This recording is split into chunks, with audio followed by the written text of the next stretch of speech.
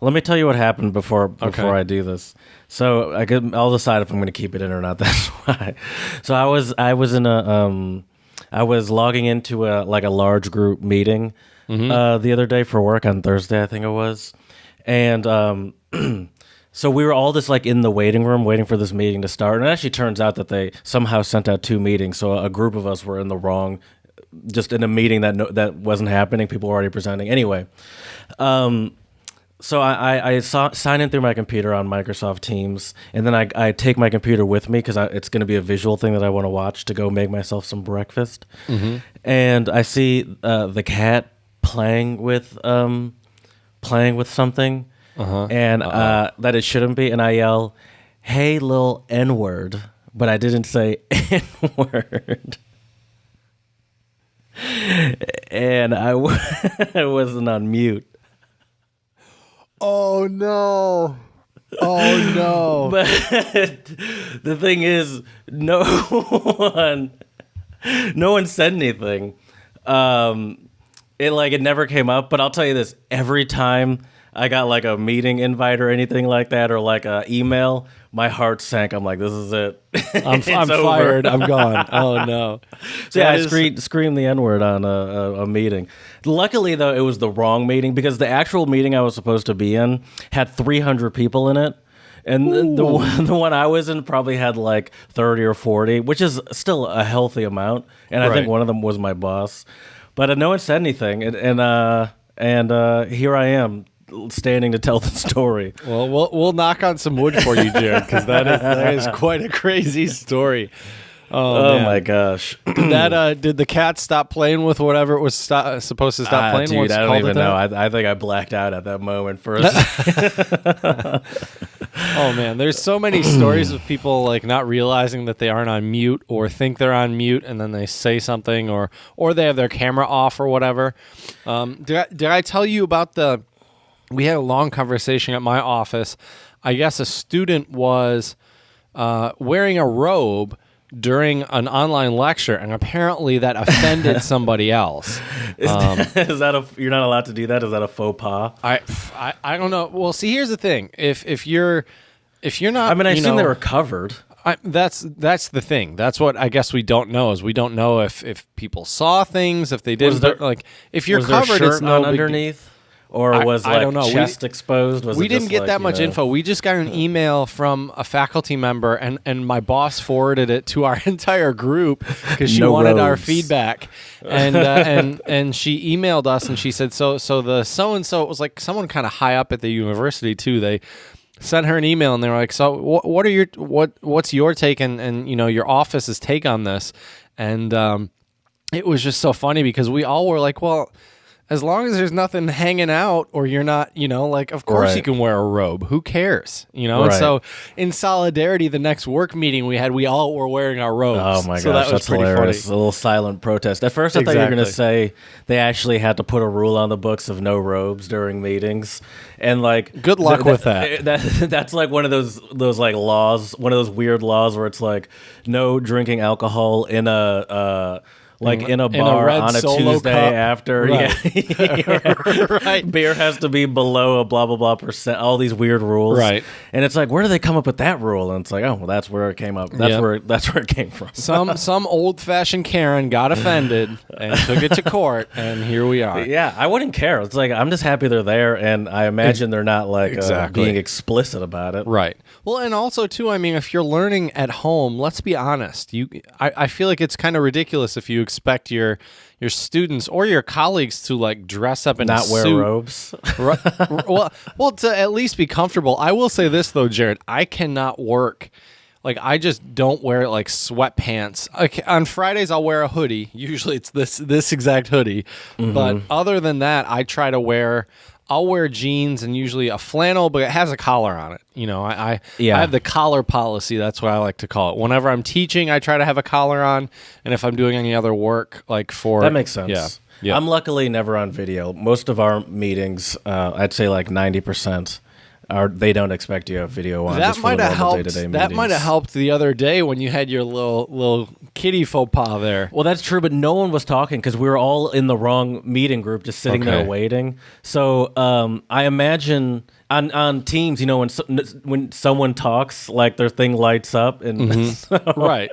That was like the video I sent you, I think, with the teacher who ripped a loud one in the meeting and was like, I cannot believe one of you would do that. Yeah. What if I just started accusing people? Who said that? Right. You did. Right. But I wonder though also because they do have we all have our pictures on our on our little icon. So I wonder if they saw it was me and they're like, I mean, maybe he has a kid that we don't know about. That's one way to talk to your kids. Like, I guess. Are we the white people allowed to tell him he can't say that? Yes, we'd probably prefer that he doesn't yell it in a meeting space, but I'm sure he didn't mean to do that. How loud did you yell it though? It was like an assertive dad. Okay. So it was pretty clear. Here, it was like this. I hate this. You don't have to say the word. Just say a different word. I just don't want them to. I just don't want them to trace it back to me. Hey, little ninja. That's great.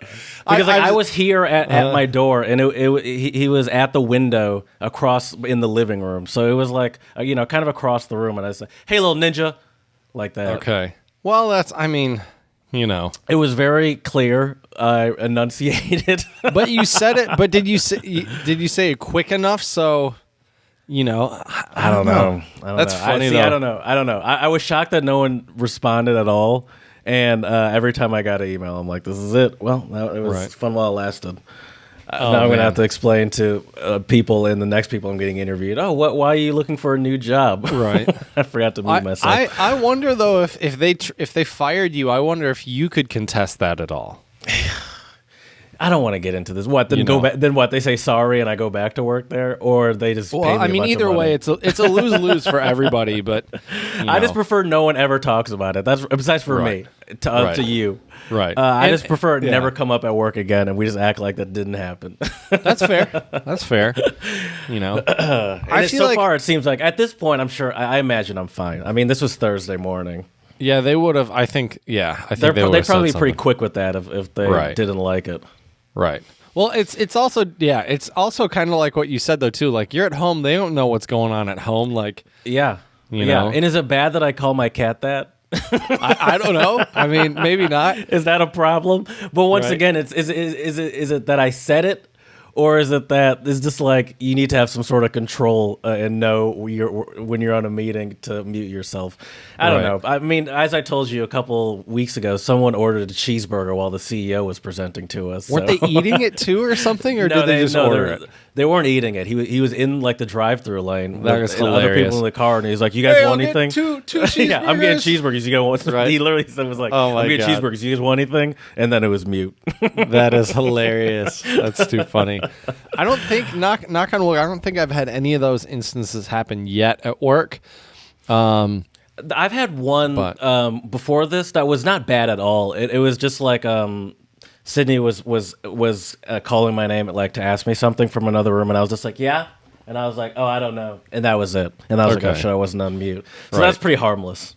Well, see, my problem is I usually wear these big noise canceling headphones, when I'm in my work meetings, and so I can't hear anything coming from downstairs.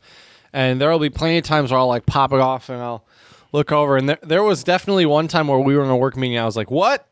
And and I wasn't on mute. And my colleagues, I think, just kind of realized what was happening and didn't say anything. Those are harmless, though. You can't get mad at someone for that. It's gonna even though you always kind of roll your eyes when someone else does it, it's gonna happen at some point for everyone. I think. Well, I feel like in your case too, it's not like I think if you were calling somebody a ninja. Then that might be a little different. But those things happen so quick But those things happen so quick too. I wonder if anybody even really noticed. Yeah, especially since we weren't in a meeting or anything. So because no meeting had started yet, maybe people weren't fully perked up paying attention. So there are a lot of things helping me here. Right. But I was definitely just on edge all day for Thursday and a little bit into Friday too. God. That is so. Do you call I'll your? tell you this. I put in the best day and a half of work I've ever put in at that. I really had to like prove my worth to these people. That's so funny. I wonder if your boss is just like, why is Jared just doing such better quality work right now? What happened? And he's just not even aware. That's too funny. All right, you want this theme song, bro? Yeah, let's do it. Let's do it. Well, there we go. There we go. Oh, doing this old school today, Jared. Going remote, at least for this week. Staying safe. Taking the proper precautions. That's right. We try. Why is the song so quiet? It goes from like loud to quiet. It's Zoom. It has like a thing where it'll like controls the volume. Oh, gotcha. Well, hello and welcome to the Untranslatable Podcast. We are here recording episode 252, and today we are going to cover tipping etiquette in different countries, talk about some things in the U.S. that you should and should not tip for. Also, why we tip, I think, will be an interesting discussion, and give you some tips, pun completely intended there, of where you should be tipping and where you shouldn't be tipping if you plan on doing some traveling. Once things hopefully will open up and people start traveling a little more, and it's safe to do so. So stay tuned today, and we're looking forward to talking about some different tipping etiquette for all of you out there, so you know when to shell out some of those dollars and when to save your dollars. So we hope you enjoyed today's episode. And without further ado, my man with the bands, my buddy Jared. What's going on, Jared? With the bands? Yeah, that's how I tip. I tip that's like a rapper at a strip club. It's good to see you virtually. It's always I mean, this is sort of the normal way for us to do it. Being in person is sort of the new way of doing it. But it's always a bummer when we have to go back to this. But just taking the proper precautions. And really, this week is about as good a week as any to not see each other, because the Rona is the worst it's ever been. Yep. It's crazy out there. Oh man, yeah. I'm really concerned for the holidays and traveling and stuff. Well, did you see, not to be a doom and gloomer to start off our episode, but did you see the thing about Canada? Oh no, I saw the CDC officially, World Health Organization, one of those two, one of those globalist companies that support China and hates America. I saw that they were suggesting not to travel for the holidays officially, based off of how bad the Rona is, which makes sense. Yeah, it's not a terrible idea. Yeah. So in Canada, though, somebody posted, I don't remember if it was from Manitoba or where it was from, but they posted that, Canada, they celebrate Thanksgiving in October. I believe it's October 8th, if I remember correctly. I could be wrong. It's been a while since I've talked to my good old Canadian hockey buddies over there, eh? And sorry for the terrible Canadian accent there. Your Canadian hockey buddies. You couldn't think of a more stereotypical. I actually do have some friends, though, that are Canadian, and it's October 12th. We met through hockey. Oh, it's the 12th. At least in 2020. I don't know if it's the same every year. Okay, or not. Maybe it's different. But they showed, and the stats showed that obviously there was an uptick in cases after Thanksgiving. I mean, which is no surprise, Yeah, people are insisting upon going home. Yep, but hey, if stay safe during these holidays. We should do a couple holiday episodes. I feel like we get to Thanksgiving and Christmas and even Halloween, and a lot of times we just don't do any kind of themed episodes. But I think a lot of people enjoy that kind of thing.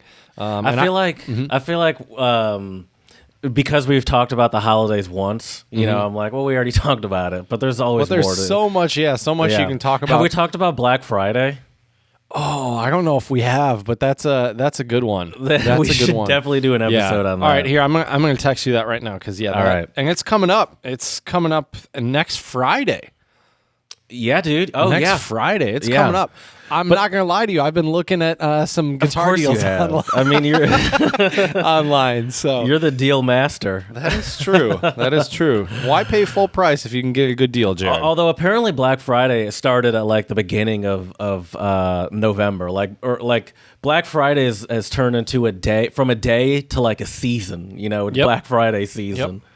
Yeah. Well, and then it's funny, in China they have 11/11 is their kind of Black Friday, which is pretty funny. I balled out last year in China on 11/11. Let's spend a bunch of money Right. on useless stuff. Right. Well, dude, I got some really good deals on some stuff on 11/11 last year. I bought. And obviously, I didn't ship these back to America, but I bought 2 10-kilo dumbbells and 2 20-kilo dumbbells. So that would be 22 pounds and 40-something pound dumbbells. And I had them in my apartment. And I got those for, I think I paid like $15 to $20 for 4 dumbbells. And I can tell you in the U.S., you would pay over $100 for that stuff. So I got some killer deals when I was living there. I can imagine that. I mean, I don't have a problem with the deal. It's just Black Friday just brings out the worst in humanity, you know? Right. Oh, yeah. Which is why Amazon is so great. You can be a disgusting consumerist in the privacy of your own home. and no one even knows. Yeah, well, your neighbors might know. They'll see all the packages on your porch. Sometimes I do peep that. Actually, I look around. I'm like, wow, this Amazon truck is here every day. Right.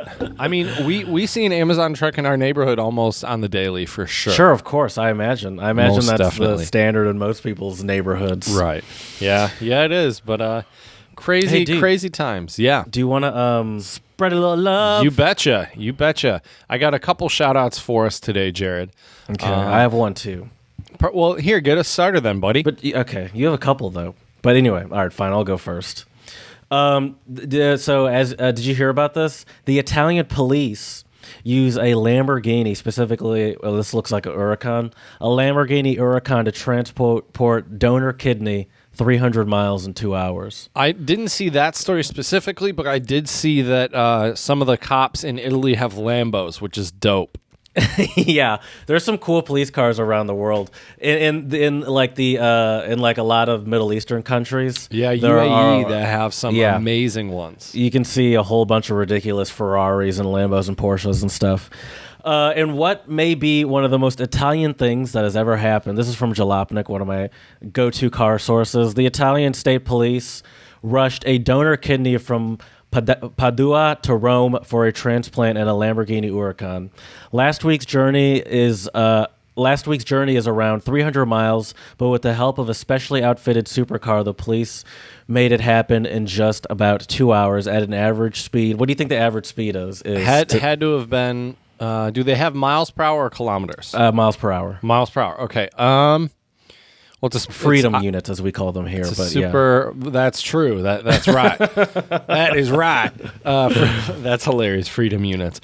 Well, and so by the way, the journey normally takes 6 hours, and they did it in 2 hours. I'm gonna say they were going 250.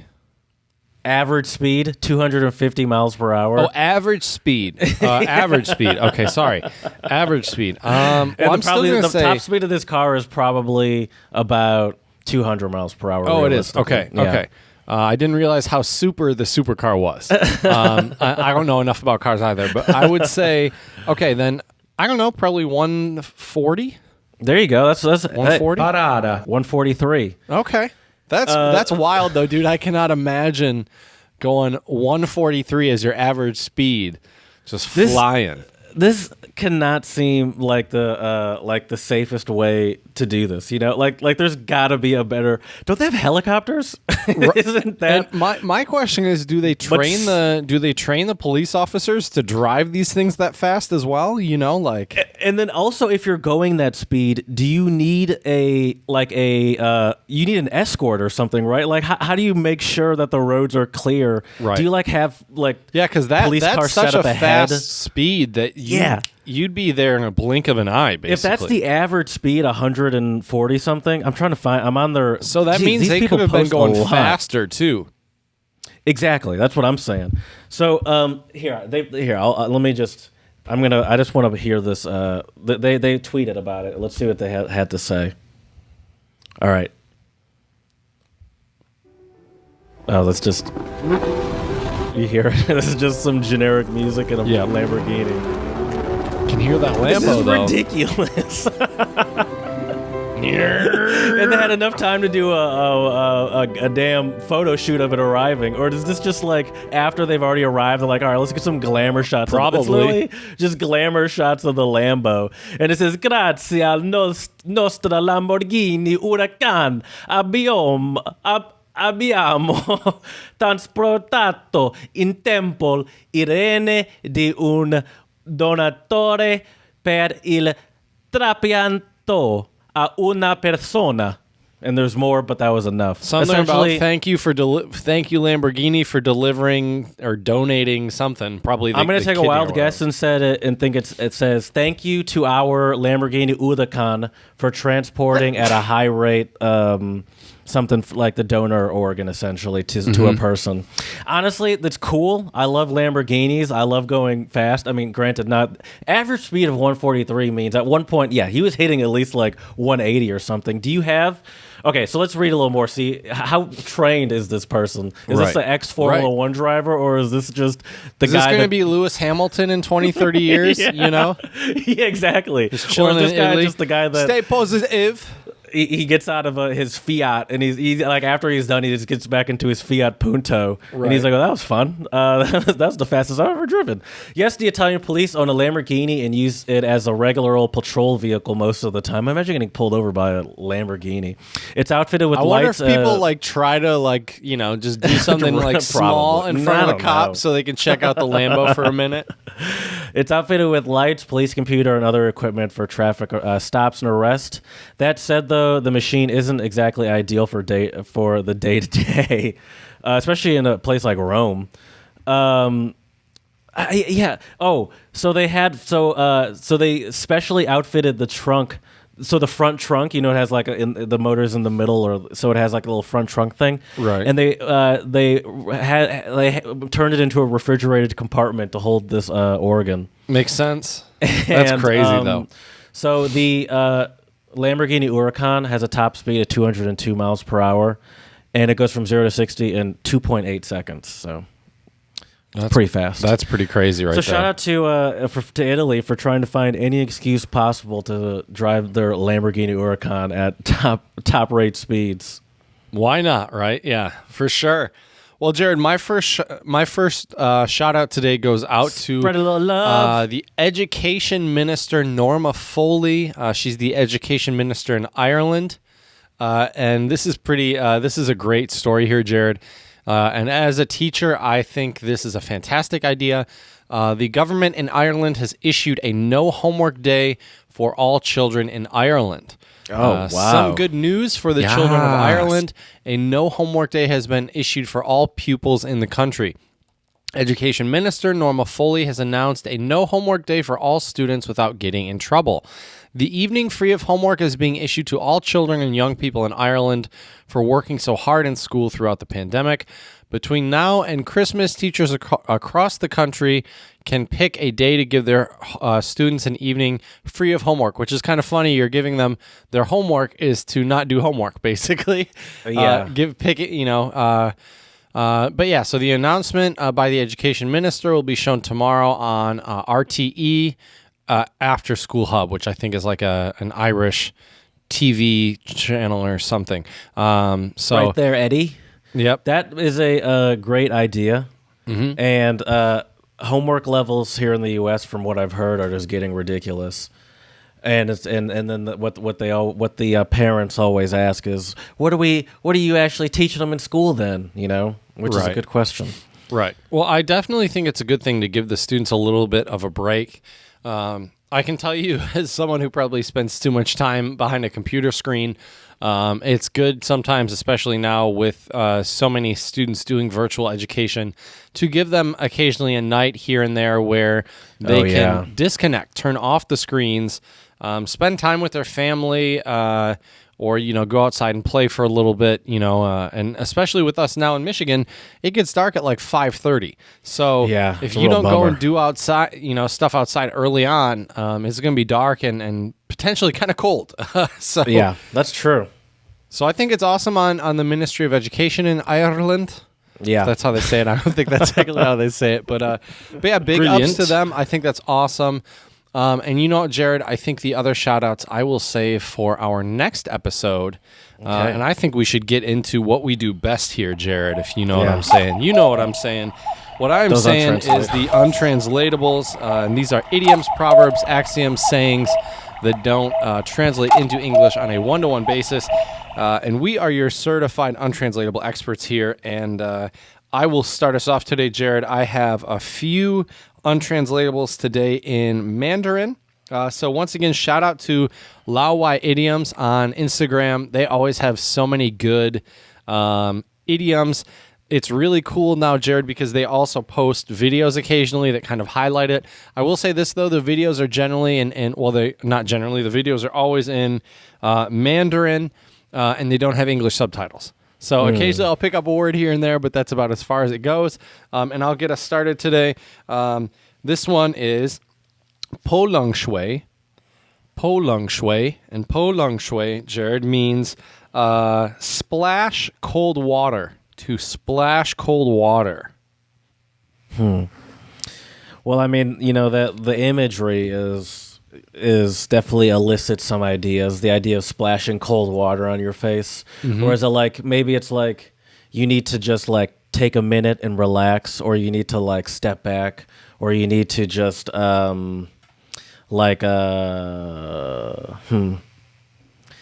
splash cold water on your face. It's just like not on your face, just to splash cold water.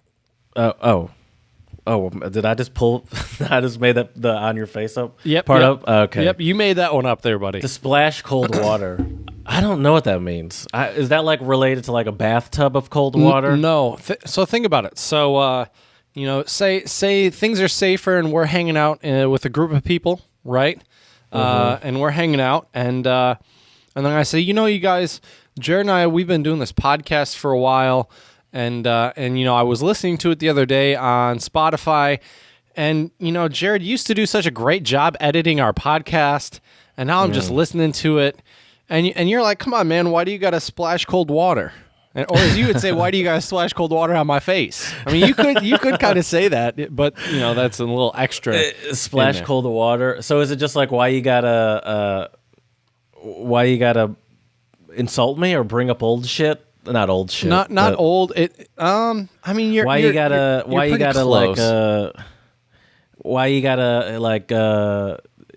it hot like that? Is that what would you? Let me ask you this, Jared. Would that put you in a good mood if I said things like that? Probably not. Why you gotta bum me out? Why you gotta bring the mood down? I'll give it to you. What it means is to make disparaging comments or to ruin somebody's mood. Splash like cold kind of water. ruin their day. Yeah, makes sense. Okay. And if you think about Chinese culture, Jared, they tend to drink their water hot. Cold water over there, I think, also has slightly different connotations than it does for us, right? When I think of cold water, I think of like refreshing, right? Because I'm like drinking some cold water after I've been outside working out or whatever, whereas over there, cold water is it has a different, I think, cultural connotation. Is it because water is it's more dangerous just straight from the tap?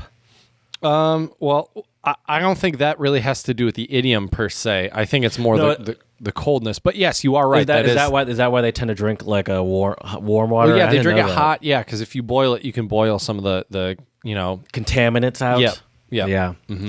Yeah. Okay. My first untranslatable is Haitian Creole, and it's Madame Zore Mwen. Give me my ear. Give me my ear. Can you give me an example of how this would work? I was watching I watched the presidential debates, and especially the first one. I was constantly exclaiming, "Give me my ear!" Oh my gosh! Is that like shut up? There you go. Oh, okay, I like that. Give me my ear. That makes sense. It's almost like if it were to be me and add extra words on, I'd almost want to say, "Give me my ear back." Right? Yeah, that makes sense. That's like a good one. You've taken my ears away from me.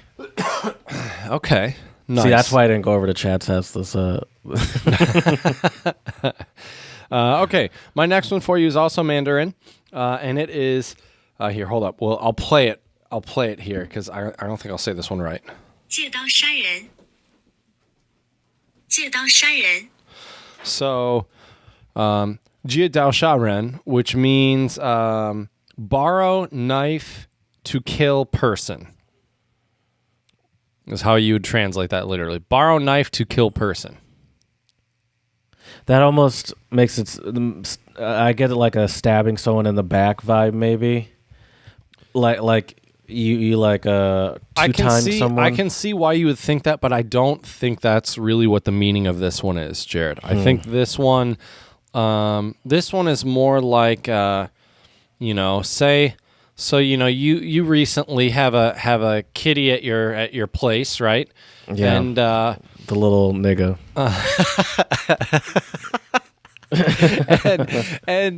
And then your partner starts to say, oh, the cat did this. Can you go clean it up? Or oh, we need to build the cat, like a little playhouse. And your partner just starts asking you to do all this stuff. And then I might say to you, well, Jared, she is borrowing the knife to kill someone. She's like, borrow the knife. Like testing like the limits. Is that what it is? Or like testing someone's patience or something? No, basically to have someone do the dirty work for you. Oh, okay. Yeah. Okay. Uh-huh. Borrow the knife. To kill someone. Interesting. Mm-hmm.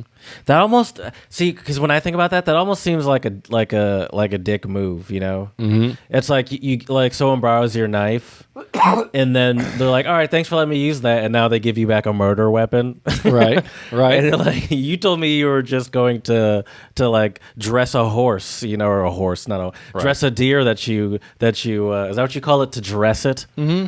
Yeah, I think so. And now you gave me back a murder weapon, Right. My next untranslatable is Welsh, and I put it into the translator. It's all ready to go. I'm going to try, and then I'm going to see what... And this is probably going to be pretty robot-y, because I don't imagine they have Welsh ready to go. Right. Cael shomari id ocharu orau. Jesus. Here we go. That was useless. That's what that sounded like. It sounded like we just got hacked. Right. Kalshom ad orchara. That sounds like an old video game. A super, super old video game. Well, let me tell you what that actually means. That actually means to have a disappointment on the best side. Was that like a silver lining, a blessing in disguise? Kind of. Now, you're very, very close. I wouldn't call it a blessing in disguise, okay, but it's similar, but you're very close. So... to see the good in a bad situation? No, I'd say you're closer the first time. Now I'm actually inclined to just give it to you because I feel like you're going to go further away. Okay. What is it? What does it mean? It means to be pleasantly surprised. Yeah, to have a disappointment on the best side. That makes sense. I like that one. Okay. It's literally just saying sort of the same thing as, or the complete opposite of to be pleasantly surprised, Right. Well, kind of, not that's really. True. But. That is true. Well, Jared, my last untranslatable for today is also Mandarin. And I think this one actually is kind of fitting towards our topic today a little bit, not to give... Well, we'll see if maybe I helped you or maybe I hurt you with this untranslatable. I'll play it again from my phone, and then I'll attempt to say it again. But here we go. 凤凰男. 凤凰男. And this means, it literally means Phoenix Man. Phoenix Man? Phoenix Man, Jared. Is that like a rich person?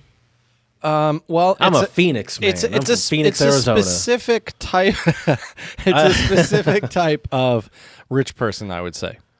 Phoenix Man. Oh, okay. Is that like a executive, like a business executive kind of rich person? I would say, well, so think about what does a phoenix represent, Jared? A phoenix represents, at least from my recollection of Harry Potter, sort of the circle of life. A phoenix it dies and then there's a rebirth. Okay. So it becomes this great thing, this great creature from nothing. Is it from the ashes?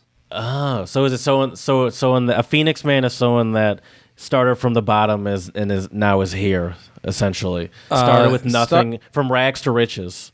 Started from the bottom and the whole team's here, Jared. No.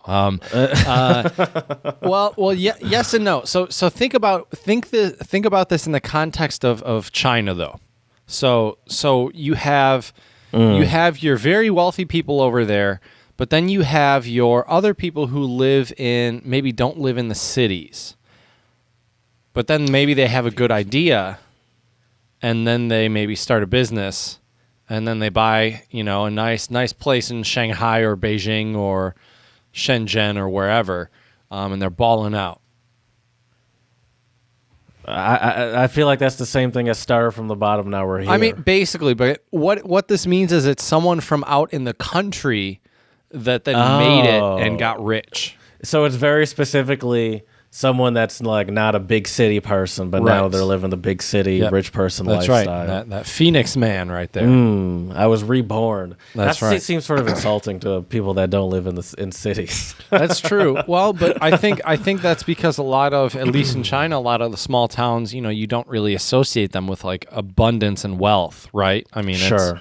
It's just countryside and hard work, so it's a little different. But I think that leads into tipping a little bit because if you, at least if you live in a country where they do tip you, you could become that Phoenix man or Phoenix woman. If you stack them dollar bills and save on those tips. I had some friends that worked in the service industry in the States, whether that be bartending, restaurants, whatever. And on a good day, they could pull in anywhere from $300 to $400 in tips. This was every work day, but yeah, I have to say, but then on a bad day, they can pull in what, like $20 if they're lucky. Yeah, exactly. Yeah. So tipping, the act of how would you define tipping for it's a service charge, basically. A service charge is okay. Is it? Yeah. Okay, but it's not a charge because you're not required to pay it. It's a in the U.S. it's a quote unquote voluntary. Yeah. I'm saying with a grain of salt here because it's kind of expected you give a tip. Sure. Mm-hmm. And the way things are right now with the pandemic, I even tip if I order takeout because I know a lot of my the restaurants in my town, I'm sure they're hurting. So you live in the middle of nowhere. Are most of your delivery people still like working for the restaurant that you order from? I don't get delivery much. I usually go pick it up. Okay, because I use DoorDash from time to time, and sometimes when it comes to tipping, I'm so confused because I'm tipping the delivery person, I guess, but then it's the tipping amount is proportionate. Like at least the options they give you for tipping, they give you like 3 or 4 options. It's clearly proportionate to how much you're paying for your food. But it's like, does it matter how much I'm paying for my food when it comes to delivery? Now maybe it does if I'm ordering for like a full like soccer team or something, and I'm ordering like 50 pizzas. Then or obviously if I come over to your place. Then obviously the delivery person is doing something there. But I'm so confused, and I'm like, so does the delivery person get bothered if they see that I tipped a certain amount, but they're like, oh, I bet you this food costs more than this, but it is still only like one bag, I don't understand the delivery tipping in this pandemic DoorDash app world that we live in. Well, and then on that same vein, you also have and this is why I don't usually get delivery, Jared, because you also have a $2, $3, $4 delivery fee. Right. And so like, for example, I thought about getting something delivered last weekend. And after I had everything in my cart, I just looked at it, and it's kind of like those memes where it's like when you order from Uber Eats or DoorDash or Grubhub, where your meal would usually cost $5 or $6 if you got it, but then it's $16 after you pay taxes and the delivery fee and a tip. So I even tip if I go get takeout a lot of times. Do you really? You yeah. just do you cash wise or just when you $1 or $2? you sign the receipt or something depends like that? depends on what I pay with. If I pay credit card, then it's credit card. If I Yeah. pay cash, it's by cash. So it just That makes depends sense. how I pay. I But think yeah. I haven't gone into restaurants as much as possible. Even like I haven't eaten at a restaurant, Right. But even just like when I'm doing carry out, just because I'm like. Like I can get it delivered, and yes, it does cost more, but I feel like I'm just trying to limit my exposure as much as possible. But you live in the middle of nowhere, it's just more of an ordeal delivery in general, and it just adds when you're even more out in the middle of nowhere, it just adds even more unnecessary time too. Because I feel like also it does take longer, to wait for your food than to just pick it up yourself. Anyway, this is not about delivery. This is about tipping, and I don't know how much to tip the delivery people. And I still don't have a good understanding. And I mostly use DoorDash at this point. Sometimes I guess I use Grubhub. I feel like it's been a long time, but I really don't have a good understanding of where that money is going. Right. Well, that's why I think to some extent it's better to give cash tips. Like if I were to like give a recommendation to anyone listening to our podcast today, would be, especially if you're traveling to the U.S., where we do have a lot of different types of services where it's, I don't like to say it's expected, but it's definitely highly encouraged and or recommended that you give a tip. And if you give them a cash it's fair tip, to say it's expected. I mean, right. Like a wait staff member is not allowed to say, I expect you to give me a tip at the end of this, but they definitely do. Right. Let's talk about some different services, Jared, that we offer in the States where you should tip, because it's really funny. This was Jared's idea this week, or today's episode, and I thought it was a fantastic idea, and it's so funny because it actually mirrored what a lot of my students have been asking me. It's like in the U.S., when do you tip? How much do you tip? When is it okay to not tip? My students asked me if you ordered a Didi in America, which is the Chinese equivalent of Uber or Lyft. So if you do a rideshare, do you give a tip? Do you not? Do they allow that? I haven't used a rideshare app in so long. Yeah, they used to. Actually, you're right. The last time I used a rideshare app that wasn't Didi was probably 2018 or 2019. I think the last time I used a rideshare app was last year when I first moved here, and before my partner had gotten here. She got here like a month after I did. I bought a car and I took an Uber to the dealership to pick up my car, and I think that's the only time that's the last time I mean, we live in Michigan. It's not really a big it's not really, we're a big driving community. Anyway, I like driving my car as well, so maybe that's why. And it's not that's like another we're going one. out drinking. That's when we were using more ride shares. and the thing is, when it comes to like the rideshare apps too, there's also like the 5-star aspect of it, which is almost like a tip in itself, right? Because you kind of hold it over the people in the same way. And I feel like I almost never give below a 5-star on a rideshare, even if it was a terrible ride. I'm much like I almost never tip below 20% at a restaurant, even if I think it was a terrible service. Right. Yeah. So let's talk though. Let's talk about some places or things you should tip for. Obviously, if you go to a restaurant, as you mentioned, Jared, I would say maybe I'm not as generous as you. I would say I usually tip 15, maybe 20%. Really? Mm-hmm. See, now here I thought 20% was the standard of the day. But I mean, I'm not looking, sure. I'm reading something here, and they say that 20% is for good service and 15% is standard in the United States. But I don't believe these people. But I pull it up for some reason.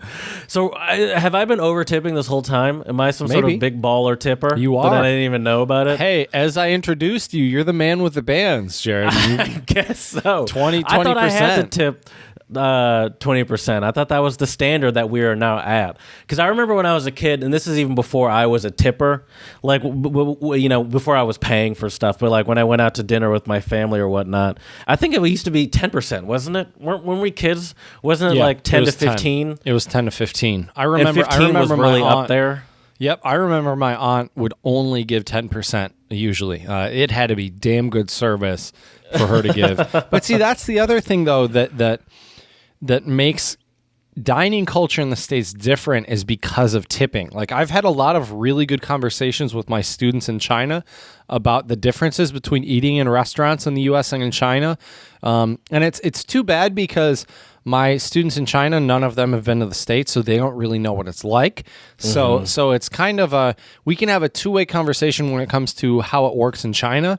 But when it comes to the U.S., it's more just me kind of telling them my experiences and what I see.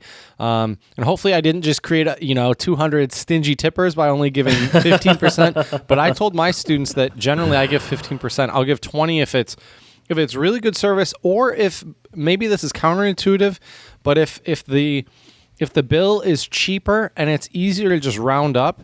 So for example, say I order something and it's $8.50. Right? Maybe I would just round it up to 10 because it's just easier that way, whereas I think mathematically speaking, that's definitely above 15%. So Sure. So it really but also depends proportionally, that's not a big financial difference for you versus it being like, I don't know, a $5 tip and a $10 tip. Or like, $101 and be like, let me just round it up to $150. Right. Anyway, yeah, okay. So what is tipping like in China at restaurants? What's their standards? We'll get there. We'll get there. You just want to talk about places to tip I want to talk right about now? other places in the U.S. first, where we can tip. But right. I will just tell you though, over in China, you don't tip at all. Oh, really? Is it like an insulting kind of thing? A little bit. We'll get there. We'll get there. Okay. Yeah, I don't want to ruin your master plan. So that's right. So some other places in the U.S., Jared, back before all this went down with COVID, I would always tip my barber. Your barber, interesting. Yeah, that's true. Yep. So getting your hair cut. Sure. Yes. That wasn't for me. I was like, I know what a barber is. Yeah, I know you. I know you know what a barber shop and a barber is. I would probably, when I was it's a little weird. I do tip, but it's a little weird here in the U.S. because my barber is like a good family friend. So for a long time, the pricing wasn't all like for a long time, he wouldn't even like me to pay him. But now we started to change a little bit. But when I was in Philly, I used to tip. I think it was like $20 for a haircut, and I usually would give 25. Okay. Why do we tip a barber? What is a barber's pay structure, and what are they doing that has earned them extra on top of that? I always just tipped a barber because that's what my dad did whenever he took me, right, as a kid. So I thought that's what you're supposed to do. Well, but I'm like, I think that's kind of what it is, though, Jared. Is it just culturally that's kind of what we do? Is it like, all right, I'm paying $20 for the haircut, then the $5 is for letting me watch these shitty movies that you run, or letting me listen in on your ignorant conversations that you always have. At least that's in black barbershops. I don't know what it's like at the supercuts that you go to. But whoa there. Or what is it? Great clips. First of all, Jared, I am offended. You assume that's where I go. I'm offended. I used to go to some pretty cool barbershops.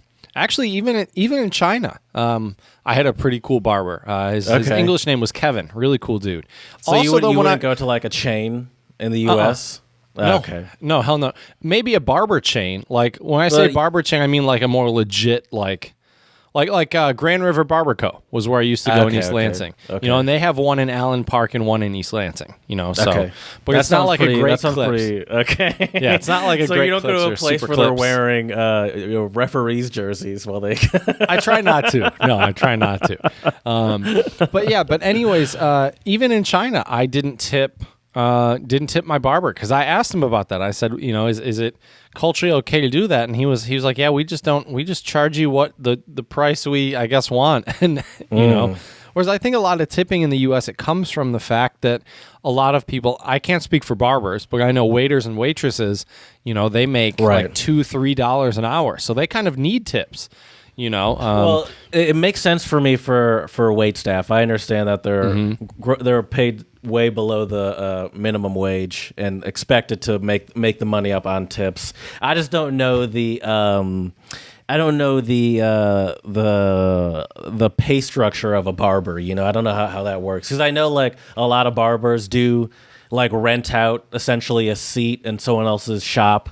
And you know they're not technically an employee of the person. They just are renting out space inside of someone else's shop or something like that. So Right. I just don't know how that all works. But yeah, Right. I mean, but I've always just assumed that that's what you're supposed to do. That's another one where I guess it's maybe not as aggressive as in as a restaurant situation, but I feel like people probably will side eye you a little bit if you don't tip. I would imagine at your barber.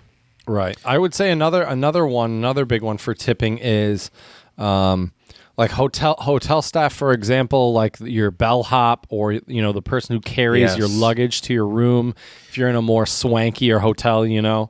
Yeah. I would say you should give a tip there. You know, one that I've never tipped before, but I feel like I need to start is the cleaning crew, like leaving a couple dollars on your end table. Or whatever for the cleaning crew. I've heard of people doing that, and I'm like, oh yeah, I guess I never really thought about that, and that makes sense to me. I wonder if they take it or if they're allowed to take it, because I'm sure there are some rules. Maybe not. I don't know. I think they're what the allowed rules to take are. it, and I think you know, they give you like a notepad or something. I feel like you could leave like a note and say like Right. you know for the Thank cleaning you. crew Yeah, or whatever. right. Yeah, thank you for. Right. And I can't imagine dirty ass room.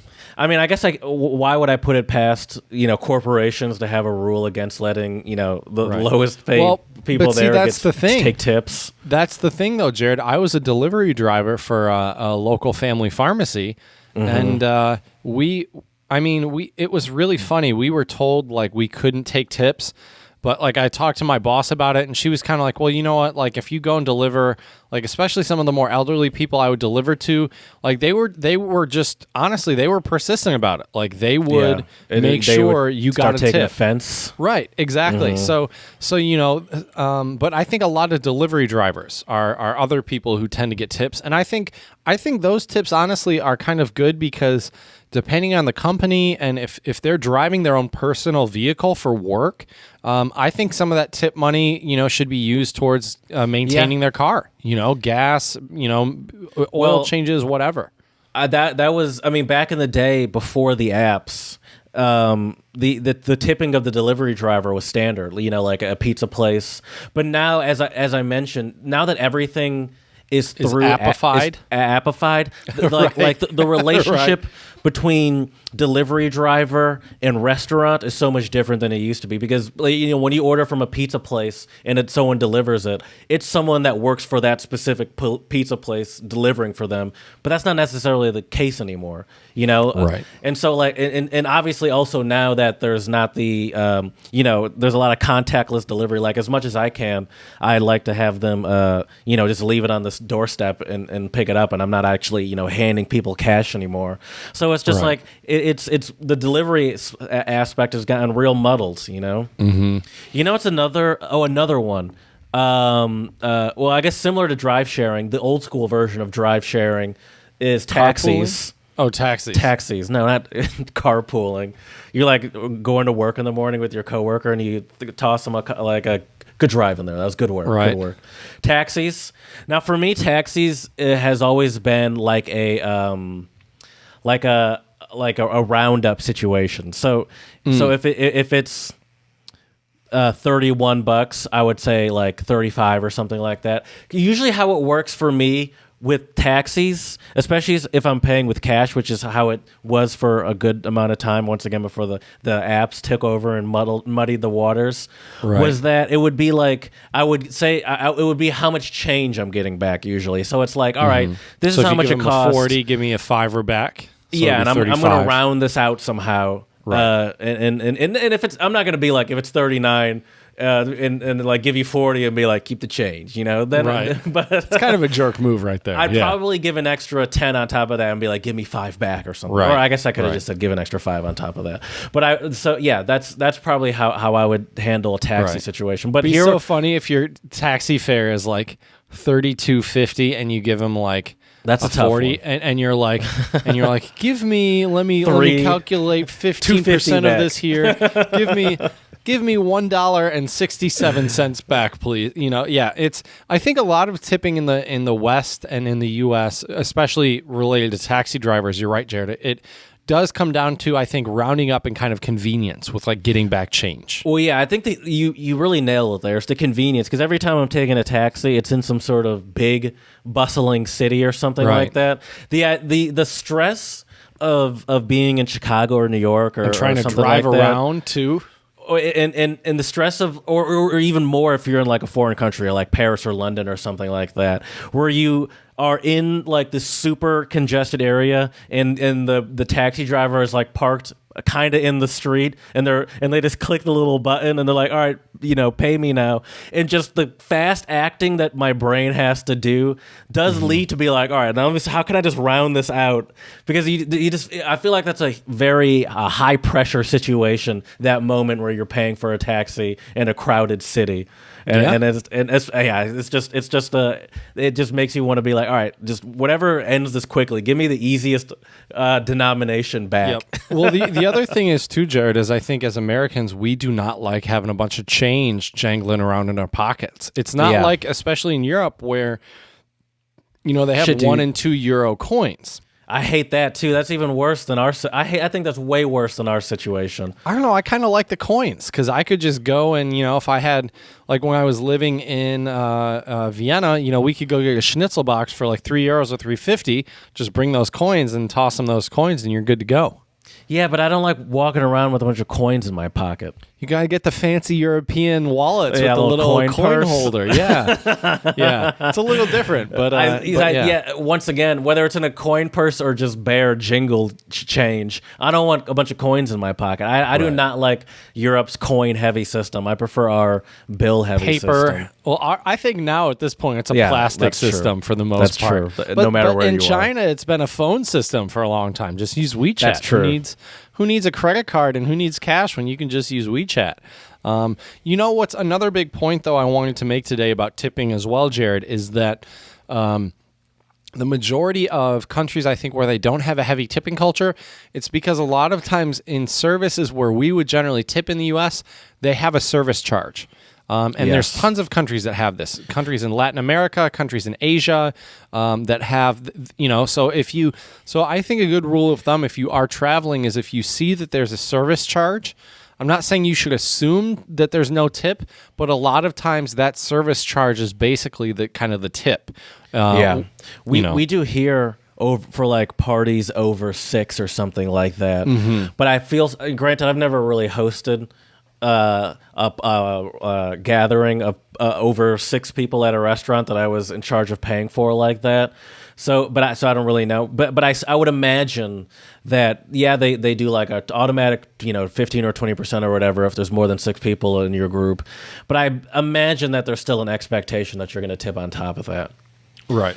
I would think here's so another too. situation that I'd be interested to hear your input on. What if you were to go to a cafe or a coffee shop where they usually have like the cup where you can put your coins or dollar bills or something tip jar in there? Well, that depends. So if I usually use that if I buy a coffee, so say it's maybe $3 and 20 cents, and I give them a 5. I get $1.80 back, right? I would put that 80 in the tip jar and then take the buck. I'm the same way. I would do the same. Yep, that's usually how I handle those tip jar situations. Yeah, I'm the same way. And once again, it's just our American need to get rid of the change. Yep. It's more of a hassle for me to have this 80 cents than to just put it in this tip jar. And obviously companies know that. Right. Which is why they do it. Mm-hmm. What about a bathroom attendant? Have you ever experienced a bathroom attendant? Of course, all the time. I mean, you remember when we were in Austria. Yeah. I mean, you weren't really the nightclub type of guy. Not that I'm a huge nightclub type either, but I went there a few times, and a lot of the nicer nightclubs in Vienna would have a Putzfrau. I don't know what the correct term is. Toilettenfrau. I have no idea. I hope that's Toilet not lady. it. That's probably not. But yeah, so a lot of times, and once again though, that was also just loose coins. Maybe I'd toss them €1 or that's 50, such 70 an cents. odd interaction. In the bathroom thing. But they I don't keep them need... clean. They keep them clean. You know, Is that really what is there? What they're there for? Yeah. Yeah. It's because like club bathrooms get dirty so fast. Yeah, make sure there's enough TP. You don't want to be stuck Handing at the club out without a mint enough TP. and a condom as you walk out. Well, that's the doorman Giving or you, the doorwoman's job, I guess. Giving you a spritz of some shitty cologne that they have in there. Did I ever tell you about? I never told you about the nightclub I went to in China, did I? No. Oh my God. Okay. And this is an example where I didn't give a tip, but they did have people that worked at the nightclub that this place, I kid you not, Jared, you went in and the bathrooms were super swanky. It had like marble walls and it was just super fancy. And then when you left the bathroom, there was like a circle area where they had the sinks. And then by the sinks, they also had small individual bottles of mouthwash. Just chilling there. They had like nice towels. I mean, that's better than the cologne. That actually seems very useful for all these young drunkard children Right. that are probably throwing up in the bathroom. I didn't think about that, but yeah. Oh So yeah, that's the first thing I thought of when you said mouthwash. It's like, yeah, it's probably for that. I guess Come I was back out thinking fresh, puke I and was rally. thinking more so, you know, if you take a nice lady or gentleman home with you, you want to make sure your breath is smelling good. I didn't even think about the puking part. Yeah, that but- too. but yeah, That too. yeah. But they want to make sure their breath smells good because they drank too much and Exactly. threw up in the bathroom. Exactly. But yeah, but there was also no plate. Usually it's like a small plate where you Yeah. put your money down on.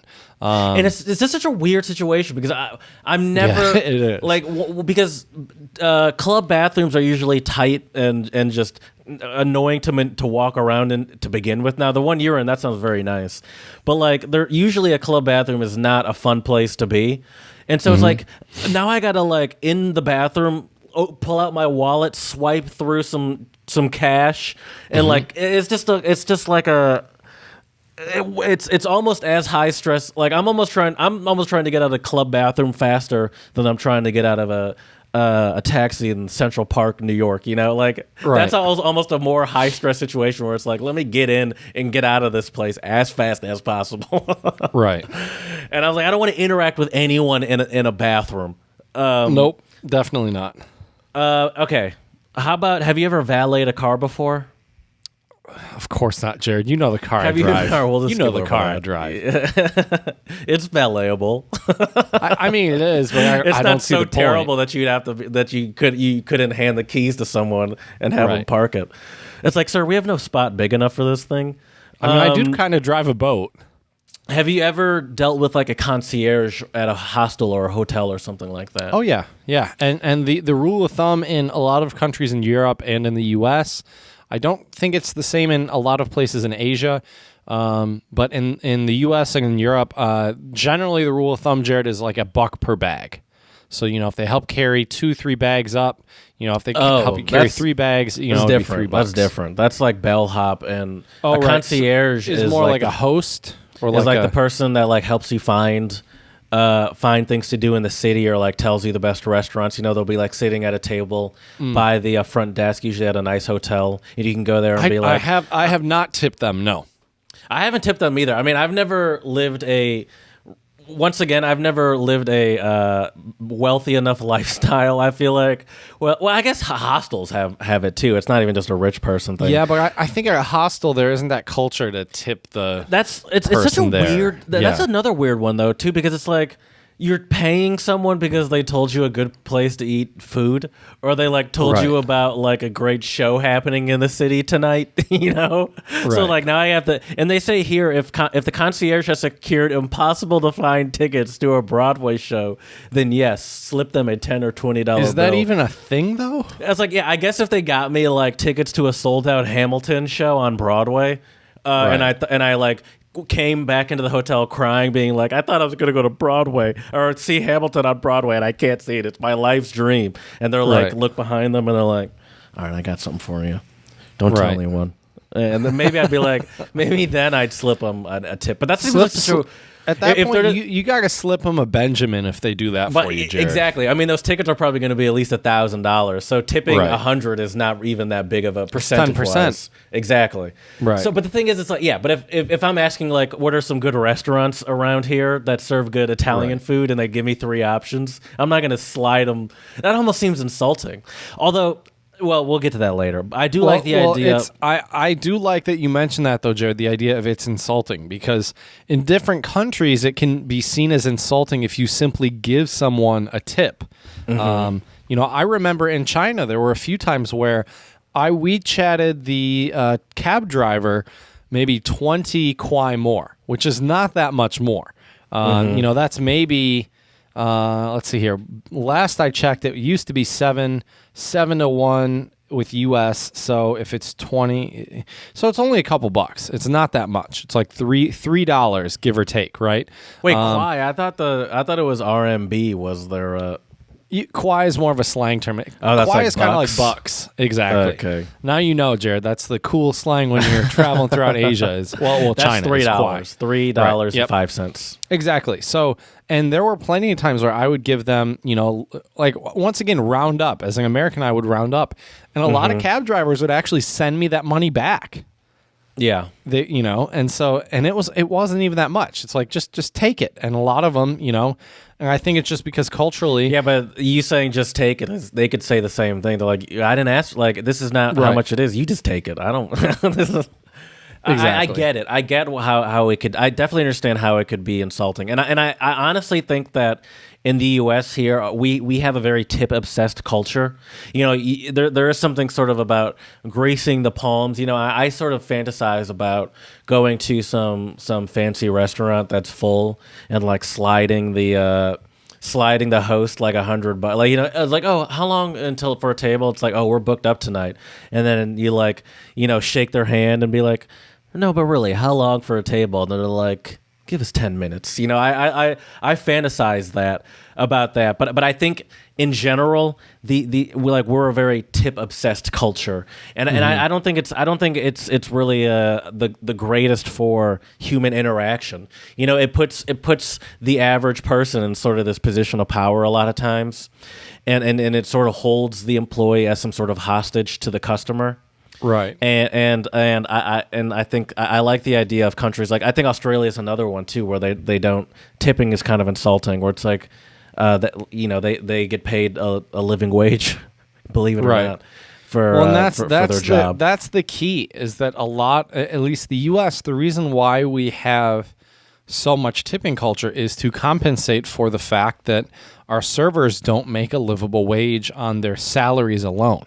Right, it's specifically set up for tipping to be a necessity. Exactly. And I don't know what would be better or worse economically. I don't own a restaurant. I don't know enough about all that stuff to really say, but I wonder if it would be better to follow the model that other places do, which is where you have either a 5, 10%, 15%, whatever service charge that's included on the bill, for example, or if you just up the price of food a little bit. I'm not sure mathematically how much that would have to be, but yeah. Yeah. I mean, obviously it benefits the employer to pay their pay their employees as little as possible. So I understand why there's no interest in your average restaurant to do it, but that's just a terrible system that's been set up that allows that to happen. I've heard this. This might be a stereotype. Let me know if you've heard this. Okay. Europe is also a tipping culture, nowhere close to as much as we are here in the U.S. At a restaurant, if you're gonna tip, mostly of what you're doing is just rounding up to the nearest dollar, or maybe adding a couple dollars on, or euros or whatever on top of that. They're not really expecting 20-15% tip. So that being said, they do accept tips and whatnot. I have heard that a lot of European waitstaff enjoy serving Americans at restaurant in Europe. We tend to tip because better. we tip like we're in America, which is more than most Europeans would ever expect. Right. Well, I remember the first time I really learned about this concept, Jared, was in my high school German class. Shout out to Frau Z. She was a great German teacher. And I would not be here. We would not have this podcast, actually, Jared, to be honest with you, if it was not for Frau Z being such an awesome German teacher and getting me into German. But anyways, I remember she taught us the German word for a tip, which, sorry to put you on the spot here, Jared, but do you remember what the German word for tip is? I have no idea. That's because you don't have to tip in Germany as much, so you don't have to know it. The word is Trinkgeld, which you can translate that for me. Oh, drink money. Drink money. So it should basically be enough for your server to buy themselves a brewski or a glass of wine, and yeah. I guess in the past that was probably more true because I think alcohol used to be a lot cheaper in the past. Sure. Nowadays, a beer can cost you anywhere from €1 to €5, depending on where you here's are an in extra Germany. €50 for you to get a beer. Right. A lot of times, though, in Europe, it's like round up. So, if your meal and your drink cost you, I don't know, €9.10 or 15 cents, I might just round up to 10. And for Americans, we think that would be too low. On the inverse, though, I do hear stories about a lot of people in the U.S. or in Europe sometimes complaining about Asian tourists being not very good tippers because in a lot of Asian countries, they just don't tip as much. So they're not as accustomed to it. Yeah. Yeah, which makes sense. It definitely makes sense. It's the same thing as us Americans going to Europe, or even going to like an Asian country and insulting someone with the tip that we give. I will say this though: this is a good rule of thumb if you're in a country that doesn't tip, or if you're especially like in Asia. A lot of places in Asia, China, South Korea, Japan. Tipping is fairly uncommon, but if you're ever at like a high-end restaurant or high-end hotel, like it seems like these really luxury places, Jared, where you're already paying top dollar. Like where you are right now? Right, exactly. Like my fine dining establishment here. I had to rent out the whole place, because of COVID and everything. So I'll be giving them a very good tip. Very, very good tip. But and so I think then it's obviously always kind of, traveler discretion, try to make a good, game day decision on that. But at the same time, if you are in a more upscale place, I don't think tipping is generally as frowned upon as if you're in more of a standard place in Asia. In Europe, in Asia. Okay, okay. Yeah, that I could understand that. I think because it's that more of just that, like it's a different culture than just the Chinese culture at that point. There's now there's like a rich person culture in there. The funny but the funny thing is too, Jared, is that it seems like a lot of even Asian countries where they do tip, I think a lot of that is because these are places where a lot of Western tourists tend to congregate.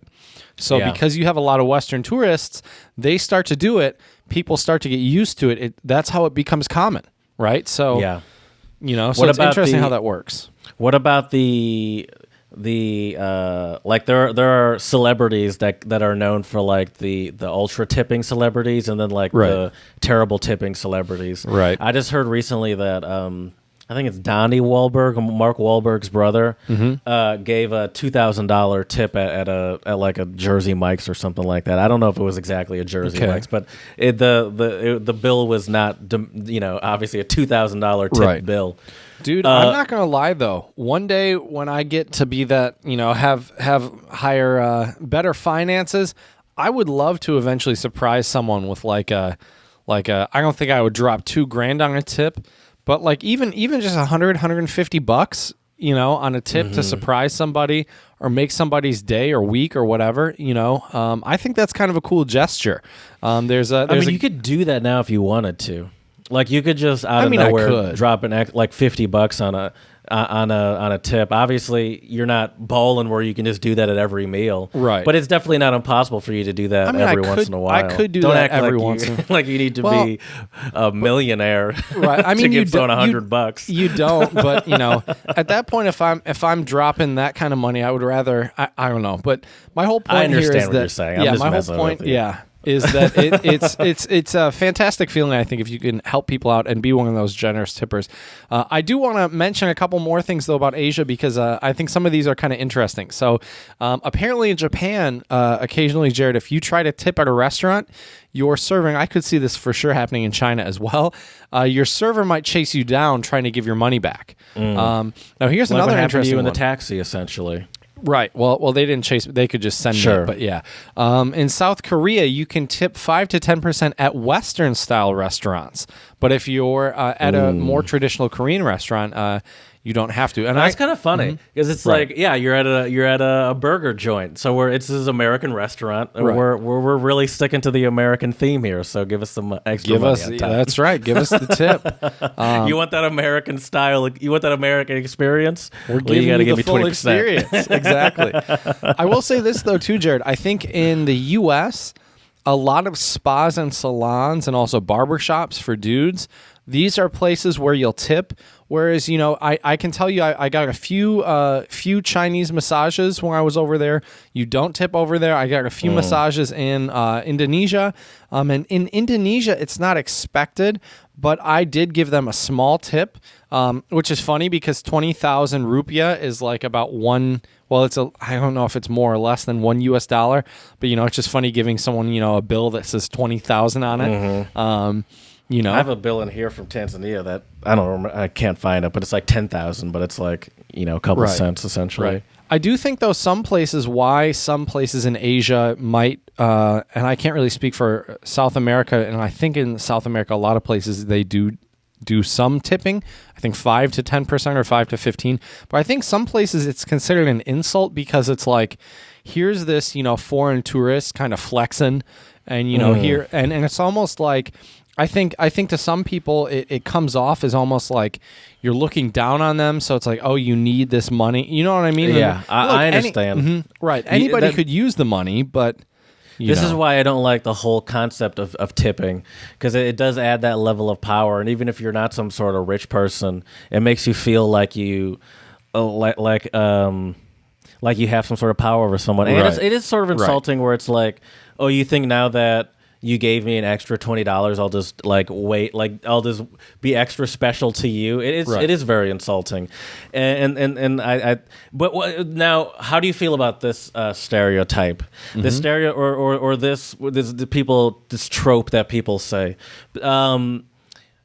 that service here in the United States tends to be better because of our tipping structure than a lot of other countries? I would disagree with that. I would say that. I disagree as well. I would say what it does, Jared, is it makes dining culture here more rushed. Yes. Maybe not necessarily other services. Maybe it does. I'm not sure. But I know at least with dining culture, I mean, if I had $1 every time a waiter or waitress brought me the bill before I asked, and then they said, no rush, but of course, sure, there's no rush. But when that happens, it's because in order to make more tips, they need to sell. It's all about volume. The turnover is key. Exactly. It's not about, and granted, I haven't actually, eaten in a restaurant since... It would have actually been, I think the last time I ate at a restaurant, Jared, was when I was in Harbin. That's not true. That's not true. I ate at a restaurant with you and Shane. That was the last time I ate inside a restaurant when I was with you and Shane. Shout out to my boy Shane and my buddy Kyle as well. When we all went to that one place, Imperial, I think in Ferndale, right? Or Royal Oak, wherever it was. That was the last time. And so it's been a while, but nothing's changed. I don't think that's. Right. I don't think. I mean, the concept of turnover has changed because most restaurants don't let people in. But obviously, I think that has not changed. Right. And I don't that's think the thing. faster service is better service either. No, the thing about a lot of European restaurants, in my experience, is once you're there, that's your table for the night. So they'll turn it over if you leave. Want it. Right. Yeah. Exactly. And so there's a lot more of a culture, and this is in a lot of different European countries. There's a much more of a culture of, if you need something, let us know. We're not gonna, but we're not gonna hover over you. And it's way more about the experience than it is about getting you quick service. Quick service is something that's not in the U.S., which drives me nuts. Yes, I think the reason why we say that our service is better here in the United States is because our culture, because of the way that everything is set up, our culture does value quick service. So like the idea of waiting another 30 to 40 minutes, like you get your salad and then your main course doesn't come out for another 30 or 40 minutes is ridiculous here. But then like if Americans would straight up get angry, dude. But then I get angry sometimes, like in in America when you're still on like your salad or something, and they're already bringing out your main course, and you haven't even finished like the starter. That makes me angry. And now you got like 2 plates on the table that you got. I hate that. It's all crammed. Yeah, exactly. They're moving stuff around, so you Right. And I'm like, you couldn't have waited like 5 or 10 minutes for me to at least finish the first thing I'm eating. And so, and maybe it's just because I spent a bit of time growing up in my in the European culture that I've gotten used to it. But I hate that rushed feeling that you get when they do that. So I agree with you. I don't think that it's a measure of or good or bad service. It's just cultures value different speed of service. Yep. And what's considered comfortable and all that good stuff. Definitely. Have you been on tours like touristy tours in various countries? Like guided tours, you mean? Yes. Yeah. It's been a while. It has been a very long time. I prefer now to just go on my own and kind of check it out myself. But the guided tours we went on, I can tell you, I went with MSU in 2015 and 2016 when I was teaching German over there. Then. Well, the program we did tip whoever the guide was. Sure, but you didn't. You know, right. Well, but I mean, well, I guess technically I didn't because I was actually working for the program, but the students did. I mean, where do you think that money came from? You know, sure. And actually, you know what? The one summer I was actually taking a course, so I bet you some of that money that I paid for my independent study could have gone towards that too, maybe. But either way, I went on a walking tour when I was in Toronto last year. Actually, almost exactly a year ago. New Year's it would be, and it was great. I mean, that was the first, at least as an adult, walking tour I've been on. That and I thought it was really cool. Did it make you feel old? No, because everyone there was about our age for the most part. But I didn't tip. But now that I'm looking at these list of tips, maybe I feel like an asshole. Although he did say it seemed like he cared more about 5-star reviews than he did tips. Granted, that makes he's sense. not going to ask for tips, I guess. Right. But that's another. It's such a weird line for me between trying to be thanking someone for their what they've done and it being almost insulting, you know, like the whole like when you slide people money in certain situations, it almost gives off that vibe of like that buy yourself something nice, you know, like you're welcome before they even say thank you. right. And Here like I don't go. And it's like I understand that our culture has made giving people money like a way to show appreciation. But it can also easily come off as condescending or patronizing or something. And it's just like very much so. I don't know where that line is sometimes. And I was in Canada. You know, maybe it's more insulting in Canada, where it's like, oh, I just do it for the love of it, eh? You know, right. I don't. As we all know, Canadians hate money and they're afraid of the dark. Right. I hope you. When you tipped your walking tour guy, I hope you were just like, go get yourself a nice Sherwood hockey stick and some maple syrup, eh? Hope that's what you said to him when you gave him a tip. Oh, man, if we had any Canadian listeners, we probably just lost all of them from that. So my apologies to all of our homies in Canada. What's Sherwood's a brand? It's a brand of hockey stick. Yeah. Okay. Yeah, yep. Yep. But yeah. I mean, tipping it's very different around the world. I think it's really good and very important to, do your due diligence and do your homework before you go somewhere. And figure out, should you be tipping or not. The other thing I think that's really important, Jared, is always keep, regardless of where you are. Sorry to sound like an old man or giving some dad advice here, even though I'm not a dad, but I think it's always good to have some cash on you. Like just have $20 or 40,000 rupiah if you're in Indonesia, or a couple hundred kwai or RMB if you're in China.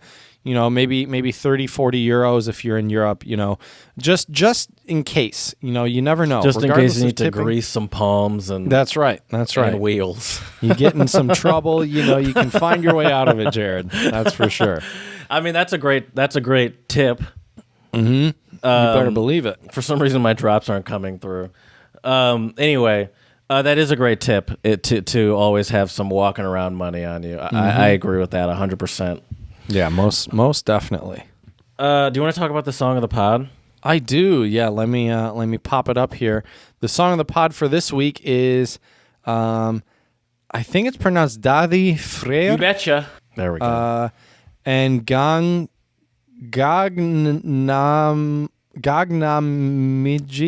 I think. I'm not sure how you pronounce the. Now I need to pull this up and see. I'm not even looking at it right now. But the title of the song is called "Think About Things," and the music video is quite something. It starts off with it looks like a family actually hanging around for like the Christmas holiday, so I feel like it's very apropos. Although the song did come out actually on Valentine's Day, Jared, February 14th of 2020. But the song starts out with this little girl playing like a flute or a recorder, and then the what I assume it to be probably the dad announces something. They're speaking Do you know Norwegian, what language that I is? think. Norwegian, No. right? No? Nope. Is it Danish? Well, no. I'm just going off of where Freyr is from, and that person is Icelandic. That's right. Icelandic. And so how would you describe the song, Jared? I'd say like it's definitely got like poppy vibes, but it's good. I wouldn't call it a banger, but I definitely feel like I could hear this playing at like a college party, you know? Yeah. Yeah, and I think that probably the most notable thing about the song to me is the bass line.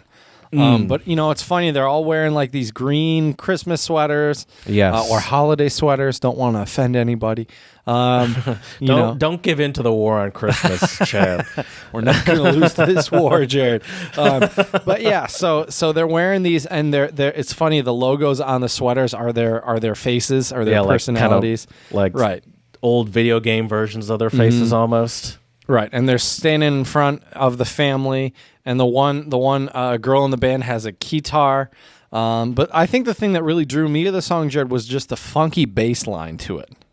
Yeah, it does have a very like catchy beat to it for sure. And it starts off kind of slow with just synths, and the singer singing a little bit. It's this really tall Icelandic dude with long blonde hair. Yeah, flowing in the wind. Yep. Very majestic. And then once that bass line starts to kick in, and it has like a little tambourine shaker, it kind of sounds like.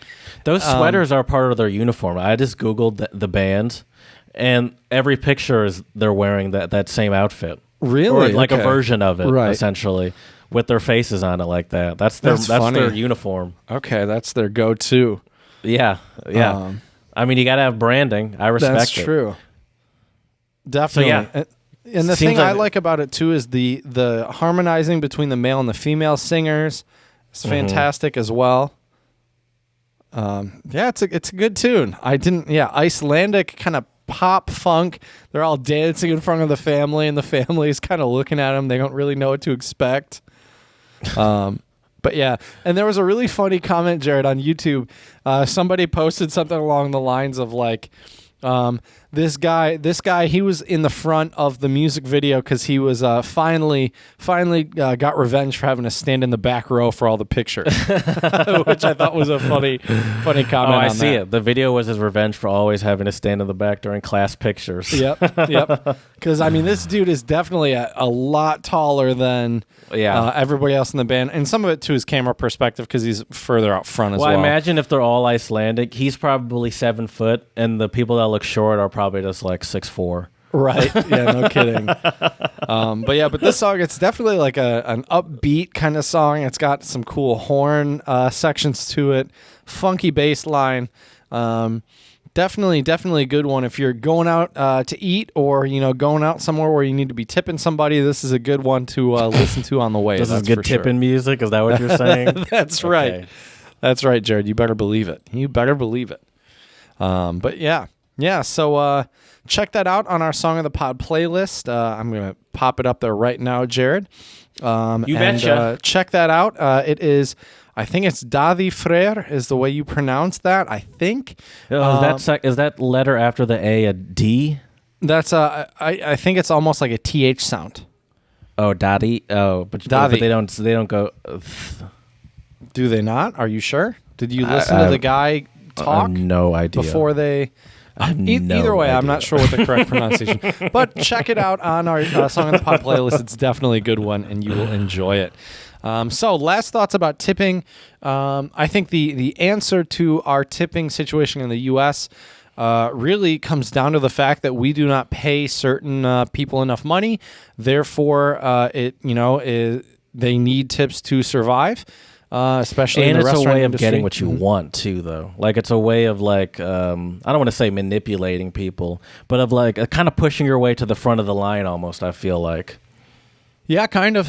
Yeah, you're right. But yeah, and in the U.S., as we kind of talked about, I would say 10 to 20%, somewhere around there. 10 for really abysmal service, and 20% for really good service. I would say. I really struggle to give a low tip when I feel like it's deserved. A little part of me feels like, well, this person, like, I hate having such control, even if it was bad service, because this person still is working. And then also, I feel like there's a little part of me that here in the U.S., black people also get a bad rep for, as far as tipping goes. And I always feel like every tip I do is for the black community as a whole. Maybe that's why I'm a natural 20% tipper, because I feel like I'm representing the entire black community every time I eat at a restaurant. That's a pretty big burden to the shoulder there, Jared. That's for sure. That is for sure. I'm trying to shatter every person's perception every time I order a falafel. I didn't realize that was a stereotype. I had no idea about that. Sure, of course. That's interesting. Yeah. That is interesting. But yeah, let's see here. I think if you are in an Asian country, I would look and see if there's a service charge, which for a lot of restaurants there could be. Don't bother with the tip. Really, I think unless you're at a very upscale place or even like a more Western place, then you can consider tipping, but it really depends on where you are. And all that. So make sure to do your homework, people, before you go out, so you're not insulting anyone by doing something that to you is just culturally normal. So yeah, do you have any other 2, 3, 4, 5 cents to add here, Jared? Add your final tip to our episode. No, I think you said it. All right. Well, let us know what your philosophy on giving tips is at untranslatablepodcast@gmail.com. You can slide into our DMs on Twitter, untranslatable1, the number 1. You can also check us out on Instagram, Untranslatable Podcast, for all sorts of pics and clips and great stuff there. And lastly, please, 5-star reviews on iTunes and Stitcher. Let us know how we can make this podcast better for you. So as we say here at the Untranslatable Podcast, dziękujemy, muchas gracias, sheshe, and do svidania.